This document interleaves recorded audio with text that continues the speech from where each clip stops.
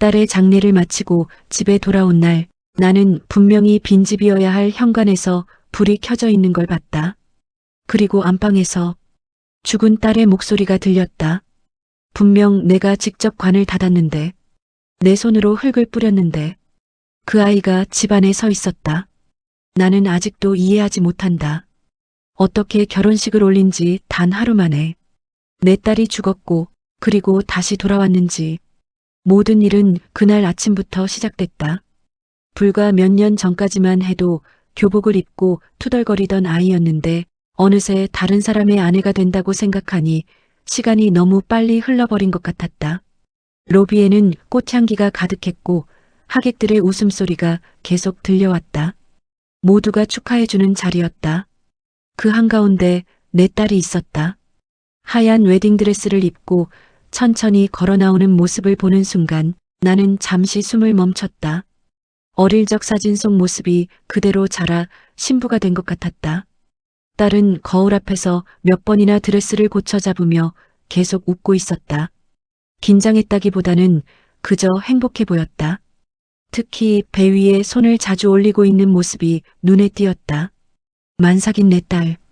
아직 티도 나지 않는 작은 생명이었지만 딸은 이미 엄마가 된 사람처럼 행동했다. 그 모습을 보니 마음이 이상하게 뭉클해졌다. 나는 딸을 시집 보낸다는 생각보다 이제 우리 집에 새로운 생명이 온다는 사실이 더 크게 느껴졌다. 결혼식장은 환했고 따뜻했다. 피아노 소리가 잔잔하게 깔리고 사회자의 목소리가 울렸다. 신랑과 신부가 나란히 서 있는 모습을 보는데 그제야 긴장이 풀리며 다리에 힘이 빠졌다. 이제 다 끝났구나. 그동안 혼자 아이를 키우며 버텼던 시간들이 주마등처럼 스쳐 지나갔다. 아프던 날, 울던 날, 등록금 걱정하던 날들. 그 모든 시간이 오늘을 위해 있었던 것 같았다. 딸은 환하게 웃고 있었고 사위는 그런 딸의 손을 놓지 않았다. 그 모습이 이상하리만큼 든든했다. 나는 처음으로 마음속 짐을 내려놓았다. 이제 딸은 나 없이도 잘 살 수 있겠다고, 나는 조금 쉬어도 되겠다고 생각했다. 행복이라는 게 이런 거구나 싶었다. 불안도 걱정도 나쁜 예감도 전혀 없었다. 그저 평범하고 따뜻하고 완벽한 하루였다. 그래서 더 몰랐다. 이날이 우리 가족에게 주어진 마지막 평범한 하루가 될 줄은. 그리고 몇 시간 뒤 이 모든 웃음이 한순간에 사라질 거라는 걸. 그때의 나는 정말 아무것도 모르고 있었다. 결혼식은 생각보다 빠르게 지나갔다. 축가가 울리고 사람들이 박수를 치고 사진을 찍고 웃음소리가 끊이지 않았다. 마치 영화의 마지막 장면처럼 모든 게 반짝거렸다. 나는 계속 딸만 바라봤다. 괜히 눈을 떼면 이 순간이 사라질 것 같아서였다. 딸은 끝까지 밝게 웃고 있었다. 조금도 피곤한 기색 없이 계속 사람들에게 인사를 했다. 임신 초기라 힘들 텐데도 괜찮다며 계속 돌아다녔다. 젊어서 그런가 체력이 좋네. 그때까지만 해도 대수롭지 않게 생각했다. 피로연이 시작되고 하객들이 하나둘 식사를 하기 시작했다. 딸도 겨우 자리에 앉았다. 나는 멀리서 그 모습을 지켜보고 있었다. 사위와 나란히 앉아 작게 웃으며 이야기를 나누는 모습. 그저 평범한 신혼부부 같았다. 이제 저 아이 인생은 내 품이 아니라 저 사람 곁에서 흘러가겠구나 싶었다. 서운함보다 안도감이 더 컸다. 그래서였다. 그 순간을 제대로 보지 못한 게 딸이 숟가락을 들다가 갑자기 멈칫했다. 아주 잠깐 표정이 굳는 게 보였다. 그리고 가슴 쪽을 손으로 움켜쥐었다. 처음엔 체한 줄 알았다. 임신하면 소화가 잘 안 된다니까. 그런데 다음 순간 숟가락이 바닥에 떨어지는 소리가 났다. 맑고 이상하게 크게 울렸다. 딸의 몸이 그대로 옆으로 기울었다. 의자가 넘어지고 접시가 깨졌다. 사람들 비명이 동시에 터졌다. 나는 무슨 일이 벌어진 건지도 모른 채 뛰어갔다. 바닥에 누워있는 딸의 얼굴이 보였다. 눈이 감겨 있었다. 입술이 새하얗게 질려 있었다. 아무리 불러도 반응이 없었다. 그때 처음으로 심장이 철렁 내려앉았다. 뭔가 잘못됐다. 누군가 119를 불렀고 누군가는 심폐소생술을 시작했다. 웨딩홀 음악은 이미 멈춰 있었다. 몇 분 전까지 웃음소리로 가득하던 공간이 갑자기 장례식장처럼 조용해졌다. 구급차 사이렌 소리가 가까워졌다. 나는 딸의 손을 붙잡고 계속 문질렀다. 점점 차가워지고 있었다. 그 느낌이 아직도 손에 남아있다. 병원 응급실 문이 닫히고 나는 복도에 혼자 서 있었다. 아무것도 할 수 없었다. 기도도 울음도 생각도 그저 시간이 멈춘 것처럼 서 있었다. 얼마나 지났을까?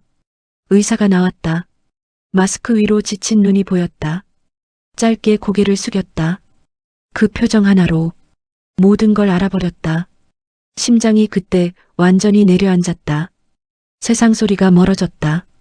주변 사람들이 무슨 말을 했는지 기억도 나지 않는다. 다만 한 문장만 또렷하게 남아있다. 딸의 사망 시간. 결혼식이 끝난 지 단 1시간 뒤였다. 아침까지만 해도 세상에서 가장 행복했던 아이가 그날 저녁 차가운 침대 위에 누워 있었다. 나는 그 사실을 도무지 받아들일 수 없었다. 그리고 그때는 몰랐다. 이 죽음이 끝이 아니라 더 기이한 일들의 시작이라는 걸. 병원에서 나온 뒤의 기억은 거의 흐릿하다. 누가 어떻게 장례를 준비했고 누가 연락을 돌렸는지 솔직히 잘 모르겠다. 정신을 차려보니 나는 이미 장례식장 복도에 서 있었다. 하얀 국화꽃 냄새가 코를 찔렀다. 그 냄새를 맡는 순간 정말 끝났구나 싶었다. 며칠 전까지만 해도 결혼식장을 알아보며 웃고 있었는데 이제는 같은 딸을 영정사진으로 보고 있었다. 사진 속 딸은 여전히 웃고 있었다. 그게 더 잔인했다. 사람들은 계속 찾아왔다. 힘내세요. 어떡해요. 입모양은 보였지만 무슨 말을 하는지 들리지 않았다. 마치 물속에 잠긴 것처럼 세상 소리가 멀게 느껴졌다. 나는 울지도 못했다. 눈물이 나오면 이 상황이 진짜가 될까봐 관 안에 누워있는 딸을 보는데 현실감이 없었다. 얼굴은 분명 내 딸인데 너무 고요했다. 잠든 것도 아니고 그렇다고 죽었다는 것도 믿기지 않는 이상한 표정. 무엇보다 자꾸 시선이 배로 향했다. 며칠 전까지만 해도 그 안에 작은 심장이 뛰고 있었다. 의사는 태아도 결국 살리지 못했다고 했다. 그 말을 듣는 순간 가슴 한쪽이 텅 빈 느낌이 들었다. 딸 하나 잃은 것도 모자라 한 번도 보지 못한 손주까지 함께 사라졌다는 사실이 이상하게 더 아팠다. 적어도 한 번은 안아볼 수 있었으면. 그 생각이 머릿속을 떠나지 않았다. 밤이 깊어지고 조문객들이 하나둘 돌아갔다. 장례식장은 금세 조용해졌다. 형광등 불빛만 희미하게 깜빡였다. 나는 혼자 관 옆 의자에 앉아 있었다. 가만히 딸 얼굴을 바라보고 있었다. 아무 생각도 하지 않으려고 애썼다. 그때였다. 어디선가 아주 작은 소리가 들렸다. 처음엔 착각인 줄 알았다. 바람 소리인가 싶었다. 하지만 다시 들렸다. 아주 약하고 가느다란 소리. 아기 울음소리 같았다. 나는 고개를 들었다. 복도 끝을 바라봤다. 아무도 없었다. 당직 간호사도 보호자도 지나가는 사람도 없었다. 장례식장에 아기가 있을 리 없었다. 그런데 분명히 들렸다. 잠깐 울다가 멈췄다가 또 울었다. 심장이 이상하게 뛰기 시작했다. 나는 자리에서 천천히 일어났다. 복도로 몇 걸음 걸어 나갔다. 소리는 갑자기 뚝 끊겼다. 정적? 너무 조용해서 귀가 먹먹할 정도였다. 내가 잘못 들은 건가? 며칠 동안 거의 못 자서 허청을 듣는 걸지도 모른다고 생각했다. 다시 관 옆으로 돌아왔다. 그리고 무심코 딸 얼굴을 바라봤다. 그 순간 아주 잠깐, 정말 아주 잠깐 딸 입꼬리가 올라간 것처럼 보였다. 마치 미소 짓는 것처럼. 나는 숨이 멎었다. 눈을 세게 비비고 다시 봤다. 아무 변화도 없었다. 그냥 그대로였다. 피곤해서 그런 거야. 스스로를 설득했지만 등줄기를 따라 식은땀이 흘렀다. 그날 밤 이후 나는 확신하게 됐다. 딸의 죽음이 이대로 끝나지 않을 거라는 걸. 그리고 다음 날 더 믿을 수 없는 일이 벌어졌다. 장례를 마치고 텅 빈 집으로 돌아왔을 때였다. 분명 아무도 없어야 할 집안에서 불이 켜져 있었다. 3일장은 생각보다 빨리 끝났다. 사람들이 빠져나간 장례식장은 처음 올 때보다 더 쓸쓸해 보였다. 국화꽃은 시들어 있었고 영정사진도 이미 정리돼 있었다. 마치 아무 일도 없었다는 것처럼. 그게 더 이상했다. 며칠 동안 세상이 무너진 것 같았는데 밖은 너무 평범하게 돌아가고 있었다. 차들은 지나가고 사람들은 웃고 카페에서는 음악이 흘러나왔다. 나만 시간이 멈춘 기분이었다. 집으로 돌아가는 택시 안에서 창밖을 멍하니 바라봤다. 이제 집에 가면 딸 방도 정리해야 하고 결혼식 사진도 치워야 하고 아기용품도 다 버려야 했다. 생각만 해도 숨이 막혔다. 차라리 장례식장에 더 있고 싶었다. 그래도 결국 집 앞에 도착했다. 몇 번이나 초인종을 누를 뻔했다. 습관처럼 항상 딸이 먼저 문을 열어줬으니까. 하지만 이제 그럴 사람은 없었다. 열쇠를 꺼내 문을 열었다. 찰칵. 평소와 똑같은 소리였다. 그런데 문을 여는 순간 이상한 느낌이 들었다. 집안이 밝았다. 분명 아침에 나올 때 불을 다 끄고 나왔는데 거실 등이 켜져 있었다. TV도 희미하게 전원이 들어와 있었다. 나는 한참 문 앞에 서 있었다. 내가 끄는 걸 깜빡했나? 하지만 그럴 리 없었다. 그날 아침 집을 나서면서 다시는 돌아오지 못할 것 같은 기분이 들어 모든 걸 정리하고 나왔기 때문이다. 심장이 천천히 빨라졌다. 조용히 신발을 벗고 안으로 들어갔다. 집안은 이상할 정도로 고요했다. 냉장고 돌아가는 소리만 작게 들렸다. 공기가 차갑게 식어 있었다. 누군가 한 번쯤 다녀간 것 같은 아주 미묘한 인기척이 느껴졌다. 그때였다. 안방 쪽에서 사각하는 소리가 났다. 천이 스치는 소리 같았다. 나는 그대로 굳어버렸다. 도둑일지도 모른다는 생각이 먼저 들었다. 하지만 이상하게 발이 떨어지지 않았다. 무섭다기보다 설명할 수 없는 기분이 먼저 들었다. 익숙한 느낌, 아주 오래 알고 지낸 사람의 존재감 같은 것. 천천히 복도를 걸었다. 한 걸음, 또 한 걸음. 내 발소리만 유난히 크게 울렸다. 안방 문이 반쯤 열려 있었다. 불빛이 새어나왔다. 손잡이를 잡는 순간 손에 식은땀이 가득했다. 나는 숨을 참고 문을 밀었다. 문이 천천히 열렸다. 그리고 창가 쪽에 누군가 서 있었다. 긴 머리, 익숙한 체형, 어깨선. 나는 그 실루엣을 단번에 알아봤다. 평생을 봐온 뒷모습이었다. 딸이었다. 심장이 멈춘 것 같았다. 말이 나오지 않았다. 그 아이가 천천히 뒤를 돌아봤다. 그리고 아무 일도 없다는 얼굴로 가만히 나를 바라봤다. 병원에서 봤던 그 얼굴 그대로, 장례식장에서 봤던 그 얼굴 그대로, 분명 죽은 사람의 얼굴인데 살아있을 때처럼 자연스러웠다. 나는 비명을 지르지도 못했다. 도망치지도 못했다. 그냥 멍하니 서 있었다. 딸이 아주 조용한 목소리로 말했다. 엄마. 그 한마디에 다리가 풀렸다. 분명 내가 직접 관을 닫았다. 직접 화장장까지 갔다. 직접 마지막 인사를 했다. 그런데 지금 죽은 딸이 내 방 안에 서 있었다. 나는 떨리는 눈으로 딸을 바라봤다. 그때 이상한 걸 발견했다. 딸의 얼굴은 창백했고 손은 핏기 하나 없이 휘었다. 그리고 배가 평평했다. 임신 3개월이던 배가 처음으로 돌아간 것처럼 아무 일도 없었다는 듯. 딸이 다시 입을 열었다. 아주 낮게 숨소리처럼 엄마 나 잠깐 온 거야. 그리고 시간이 없어. 나는 그 말의 의미를 그때는 전혀 이해하지 못했다. 하지만 곧 알게 된다.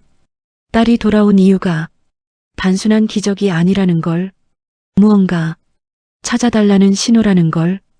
딸이 집안에 서 있었지만 나는 한동안 아무것도 하지 못했다. 놀라서 소리를 지르지도 달려가 끌어안지도 못한 채 그냥 멍하니 바라보고만 있었다. 머릿속이 따라가지 못했다.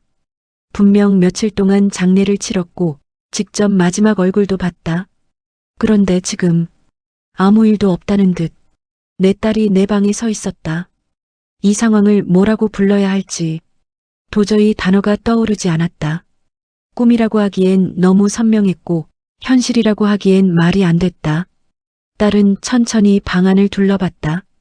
마치 오랜만에 집에 돌아온 사람처럼 익숙하게 책상과 침대를 바라봤다. 하지만 어딘가 어색했다.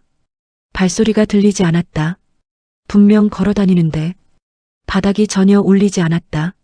나는 조심스럽게 한 걸음 다가갔다. 혹시 진짜 살아있는 걸지도 모른다는 말도 안 되는 기대가 생겼다. 손을 뻗었다. 딸의 팔을 붙잡으려고 했다. 그런데 닿지 않았다. 손이 그대로 스쳐 지나갔다. 마치 연기를 만지는 느낌이었다. 차갑고 허공 같았다. 나는 그대로 굳어버렸다. 딸은 그걸 알고 있다는 듯 가만히 나를 바라봤다. 슬픈 표정이었다. 살아있는 사람의 눈빛이 아니었다. 그제야 알았다. 아, 이 아이는 정말 돌아온 게 아니구나. 여기 있지만 여기에 없는 존재였다. 그날 밤, 딸은 거실 소파에 앉아 있었다. 나는 식탁에 앉아 있었다.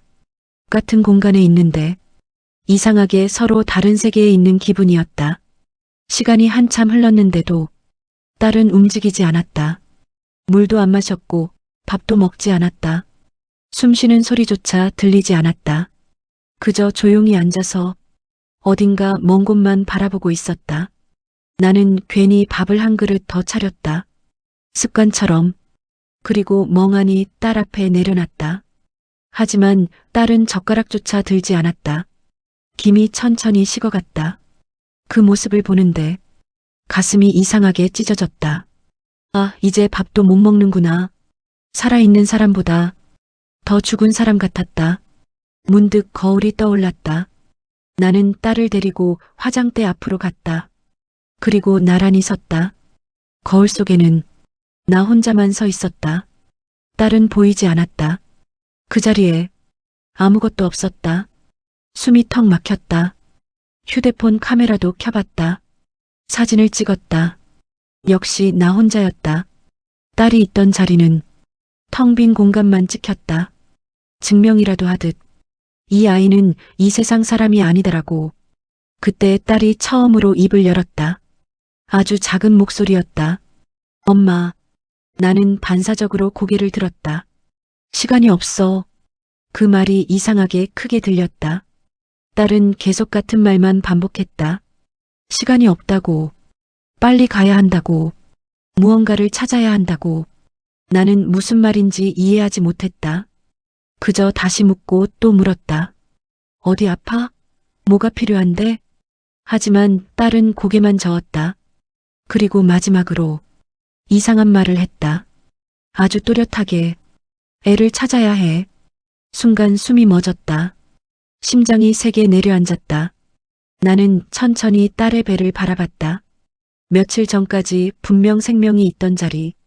지금은 아무것도 없는 평평한 배. 병원에서는 분명 태아도 함께 죽었다고 했다. 그런데 딸은 계속 말하고 있었다. 애를 찾아야 한다고. 혼자 두면 안 된다고. 그 말이 머릿속에서 떠나질 않았다. 그날 밤 나는 처음으로 생각했다. 혹시 우리 손주가 정말로 살아있는 건 아닐까 하고. 그날 밤 나는 거의 잠을 자지 못했다. 거실 소파에 앉아 딸을 바라보다가 날이 밝아버렸다. 딸은 밤새 같은 자리에 앉아 있었다. 눈도 감지 않았다. 숨도 쉬지 않았다. 그저 조용히 나를 기다리는 사람처럼 미동도 없이 앉아 있었다. 그 모습이 더 무서웠다. 살아있는 사람보다 죽은 사람에 가까웠다. 머릿속에는 딱 한 문장만 계속 맴돌았다. 애를 찾아야 해. 그 말이 이상하게 선명했다. 병원에서는 분명 태아도 살리지 못했다고 했다. 심장이 멈췄다고, 어쩔 수 없었다고 분명 그렇게 들었다. 그런데 딸은 계속 말하고 있었다. 찾아야 한다고. 마치 어딘가에 살아있는 것처럼. 결국 나는 외투를 걸쳤다. 확인해야 했다. 미쳐버리기 전에 사실인지 아닌지 직접 봐야 했다. 병원은 어제와 똑같았다. 사람들은 바쁘게 오가고 접수 창구에는 번호표 소리가 울렸다. 이곳에서 누군가는 태어나고 누군가는 죽는다. 내 딸의 죽음 따위는 아무 일도 아니라는 듯 세상은 아무렇지 않게 돌아가고 있었다. 그게 참 잔인했다. 산부인과 병동으로 올라갔다. 어제 딸이 실려왔던 그 복도 그 자리 그대로였다. 하지만 나만 달라져 있었다. 접수대에서 딸 이름을 말했다. 간호사는 컴퓨터를 몇 번 두드렸다. 그리고 고개를 갸웃했다. 이상하네요. 나는 그 말에 심장이 내려앉았다. 무슨 문제 있나요? 기록이 일부 비어 있어요. 순간 귀가 멍해졌다. 분명 어제 응급수술도 했고 태아 상태도 봤고 의사들이 분주하게 움직였다. 그런데 기록이 없다고 했다.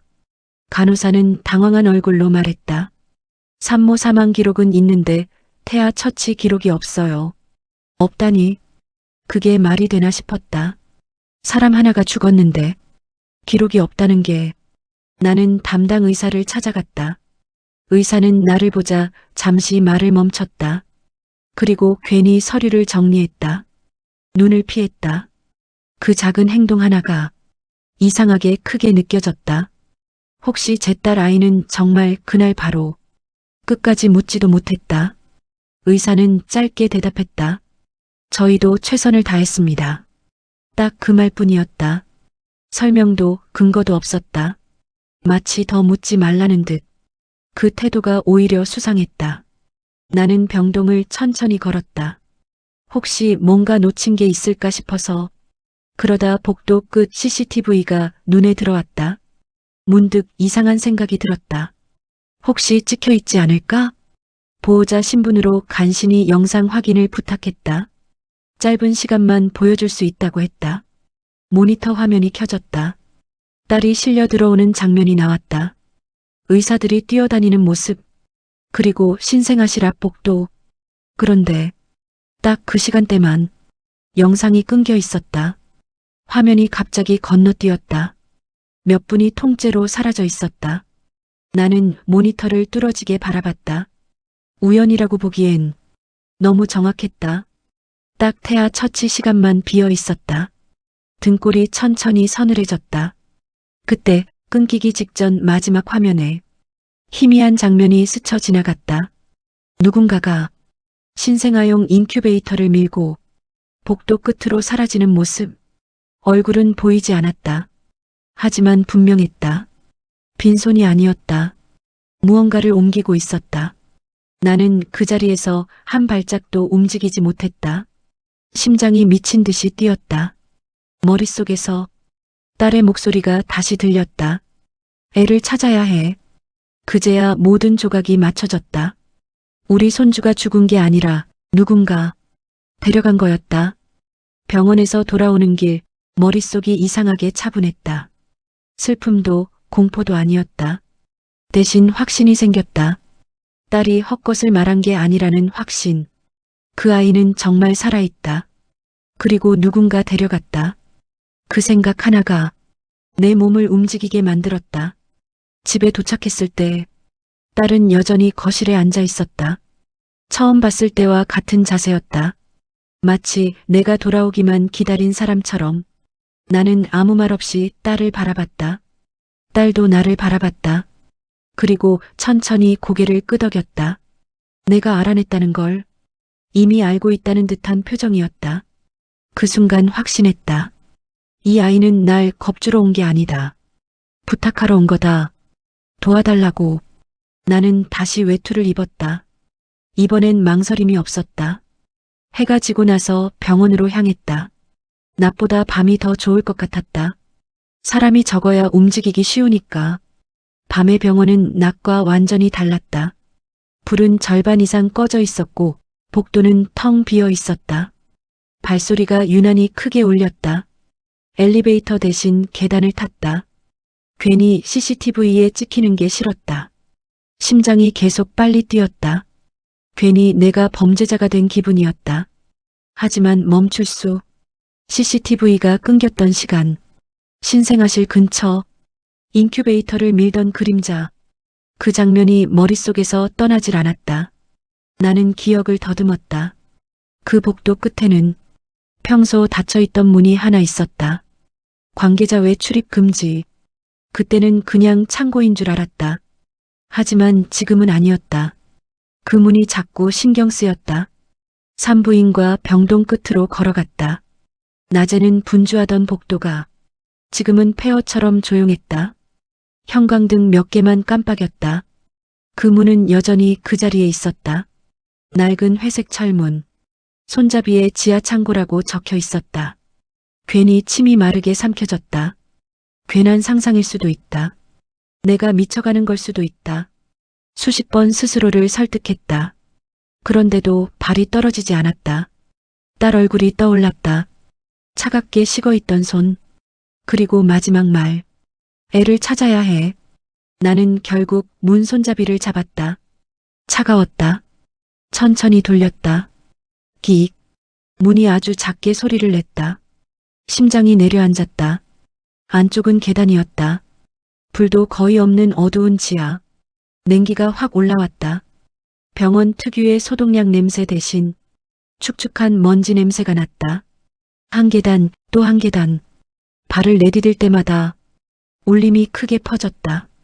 누가 들을까봐 숨까지 죽였다. 아래층에 도착하자 희미한 불빛 하나가 켜져 있었다. 창고처럼 보였다. 박스들이 쌓여 있고 낡은 침대와 의료 장비들이 구석에 방치돼 있었다. 여기에 뭐가 있다고 스스로 비웃으려던 순간 어디선가 아주 작은 소리가 들렸다. 처음엔 기계 소리인 줄 알았다. 빅, 빅, 규칙적인 전자음, 심장 모니터 같은 소리, 그리고 그 사이에 섞인 아주 약한 숨소리. 나는 그대로 멈췄다. 귀를 의심했다. 다시. 이번엔 분명했다. 아기 울음소리였다. 작고 힘없는 울음. 하지만 분명 살아있는 소리. 내 다리가 저절로 그쪽으로 움직였다. 창고 안쪽 불빛이 새어나오는 문 하나. 그리고 그 안에서 또 한 번 아기가 울었다. 문 앞에 섰을 때 손이 떨리고 있다는 걸 그제야 알았다. 심장이 너무 크게 뛰어서 혹시 안에 있는 사람이 들을까 걱정될 정도였다. 울음소리가 다시 들렸다. 아주 작게 끊어질 듯한 숨 같은 소리.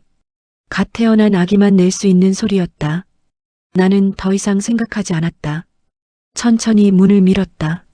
철문이 아주 조금 열리며 희미한 형광등 불빛이 새어나왔다. 안쪽은 작은 임시 치료실처럼 보였다. 낡은 의료 침대, 이동식 산소통, 쓰다 남은 약품 상자, 그리고 방 한가운데 투명한 인큐베이터 하나가 놓여 있었다. 시간이 멈춘 것처럼 모든 게 느리게 보였다. 나는 한 걸음씩 걸어 들어갔다.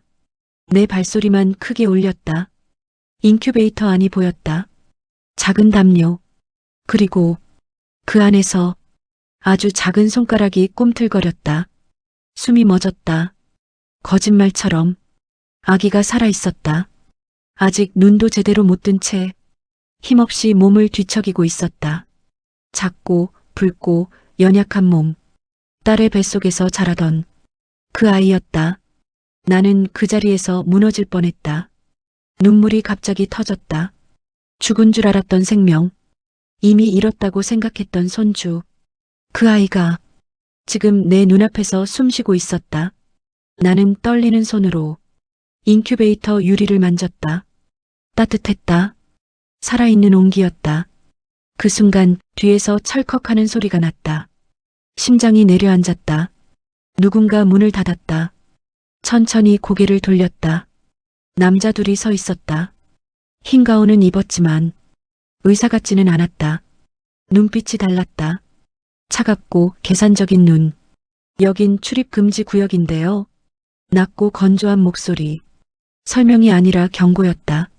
나는 본능적으로 인큐베이터 앞으로 섰다. 몸으로 아이를 가렸다. 남자들 시선이 아기에게 꽂혀 있었다. 마치 물건을 보는 눈빛이었다. 그 순간 깨달았다. 이 사람들한테 이 아이는 생명이 아니었다. 상품이었다. 이 아이 우리 딸 애예요. 내 목소리가 갈라졌다. 남자 중 하나가 피식 웃었다. 증명할 수 있습니까? 그 말이 칼처럼 꽂혔다. 분노가 머리끝까지 치솟았다. 딸이 죽어가며 지킨 아이였다. 그걸 훔쳐놓고 증명을 하라니. 남자가 천천히 다가왔다. 여기 있으면 곤란합니다. 위로 올라가시죠. 손을 잡으려 했다. 나는 그 손을 거칠게 뿌리쳤다. 순간 공기가 싸늘해졌다. 다른 남자가 문을 막았다. 출구가 사라졌다. 그제야 진짜 위험하다는 걸 느꼈다. 이 사람들 들킨 걸 그냥 두지 않을지도 모른다. 아기가 울기 시작했다. 점점 크게. 방 안에 울음이 가득 찼다. 그 소리가 마치 경보처럼 느껴졌다. 나는 결심했다. 지금 아니면 영영 못 데리고 나간다. 나는 인큐베이터 문을 확 열었다. 아기를 품에 안았다. 놀랄 만큼 가벼웠다. 그리고 따뜻했다. 살아있는 체온. 그 순간 잡아. 남자가 소리쳤다. 나는 뒤도 안 보고 뛰었다. 문을 밀치고 복도로 튀어나왔다. 발소리가 쫓아왔다. 심장이 터질 것 같았다. 계단을 향해 전력 질주했다. 품 안의 아기가 울었다. 그 울음이 이상하게 희망처럼 들렸다. 살아있다는 증거였다. 나는 이를 악물었다. 이번엔 절대 못 뺏겨. 그리고 뒤에서 거칠게 따라오는 발소리가 점점 가까워지고 있었다. 계단을 뛰어오르는데 숨이 목구멍까지 차올랐다. 품 안의 아기는 계속 울었다. 작은 몸이 내 가슴에 바짝 붙어 있었다. 그 따뜻함이 나를 멈추지 못하게 했다. 뒤에서 거친 발소리가 들렸다. 성인 남자 둘. 체력으로는 절대 이길 수 없다는 걸 나도 알고 있었다. 하지만 멈추는 순간 끝이었다. 계단 손잡이를 붙잡고 거의 기어오르듯 올라갔다. 무릎이 후들거렸다. 다리에 힘이 풀렸다. 조금만 더. 병원 1층 불빛이 보였다. 그때 뒤에서 손이 뻗어왔다. 외투가 확 잡아당겨졌다. 몸이 뒤로 쏠렸다. 아기를 놓칠 뻔했다. 심장이 얼어붙었다. 놓고 가세요. 낮은 목소리. 명령조였다. 나는 고개를 저었다. 말 대신 이를 악물었다. 죽어도 안 된다는 생각뿐이었다. 남자가 더 세게 잡아당겼다. 균형이 무너졌다. 계단에서 굴러 떨어질 것 같았다. 그 순간 아주 이상한 일이 벌어졌다. 복도 끝 형광등이 탁 하고 꺼졌다. 그리고 하나씩 순서대로 불이 꺼지기 시작했다. 마치 누가 전원을 내린 것처럼 남자들이 잠깐 멈칫했다. 뭐야 정전이야? 당황한 목소리. 동시에 차가운 공기가 훅 스쳤다. 익숙한 느낌이었다. 장례식장, 집 거실, 딸이 처음 나타났던 그때와 똑같은 온도였다. 나는 천천히 고개를 들었다. 계단 위쪽 희미한 비상등 아래 누군가 서 있었다. 흰옷, 긴 머리, 움직이지 않는 그림자. 딸이었다. 처음 봤을 때처럼 창백했지만 이상하게 무섭지 않았다. 그저 지켜보고 있었다. 나를, 그리고 남자들을. 남자 중 하나가 욕을 내뱉었다. 저 여자 뭐야, 보호자 또 있나? 그는 딸 쪽으로 다가갔다. 아무것도 모른 채. 그 순간 쿵. 갑자기 옆에 있던 카트가 혼자 쓰러졌다. 금속 소리가 크게 울렸다. 남자가 깜짝 놀라 뒤로 물러났다. 다른 쪽 문이 쾅 닫혔다. 형광등이 미친 듯이 깜빡였다. 병원 전체가 흔들리는 느낌. 남자들 표정이 굳었다. 야, 이거 이상한데. 공포가 번진 얼굴. 나는 알 수 있었다. 딸이 하고 있다는 걸. 마지막 힘으로 우리를 막아주고 있다는 걸. 딸이 천천히 나를 바라봤다. 그리고 아주 작게 고개를 끄덕였다. 말은 없었지만 분명 그렇게 들렸다. 눈물이 왈칵 쏟아졌다. 가슴이 찢어질 듯 아팠다. 이 아이는 죽어서도 엄마인 나를 걱정하고 있었다. 나는 마지막 힘을 짜냈다. 외투를 잡은 손을 뿌리쳤다. 남자들이 뒤를 돌아본 사이 계단을 뛰어 올랐다. 출입문을 밀어 열었다. 찬 밤 공기가 폐 속으로 들어왔다. 바뀌었다. 살았다. 주차장을 가로질러 달렸다. 아기를 더 꽉 안았다. 뒤에서 더 이상 발소리는 들리지 않았다. 병원을 돌아봤다. 3층 창문 하나가 깜빡이다가 천천히 꺼졌다. 마치 누군가 작별 인사를 하는 것처럼 그 순간 이상하게 알 수 있었다. 딸이 이제 떠날 준비를 하고 있다는 걸. 병원을 빠져나온 뒤에도 한동안 다리가 멈추지 않았다. 혹시 다시 잡히지 않을까, 누가 뒤쫓아오지 않을까 계속 뒤를 돌아보며 걸었다. 새벽 공기가 차갑게 폐를 찔렀다. 그제야 내가 아직 살아있다는 게 실감났다. 그리고 품 안의 작은 온기. 아기는 쉼없이 울고 있었다. 살아있는 소리. 세상에서 가장 고마운 소리였다. 택시를 잡아탔다. 병원이 아니라 곧장 경찰서를 말했다. 더 이상 혼자 감당할 수 있는 일이 아니었다. 조사실에서 나는 밤새 같은 말을 반복했다. 지하 창고, 잠긴 문, 인큐베이터들, 명단이 적힌 파일, 그리고 도망치던 남자들. 처음엔 아무도 믿지 않는 눈치였다. 하지만 CCTV를 확인한 순간 경찰들 표정이 바뀌었다. 기록이 삭제된 구역이 있었다. 그리고 병원 전산에서 딸의 출산 기록이 처음부터 존재하지 않는 사람처럼 통째로 사라져 있었다.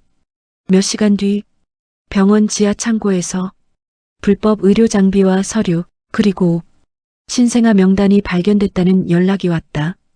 출생 신고가 되지 않은 아이들, 사망 처리된 아이들, 어딘가로 보내질 예정이던 아이들, 병원 내부 직원 몇 명이 오래전부터 아기들을 빼돌려 팔아왔다는 사실이 드러났다.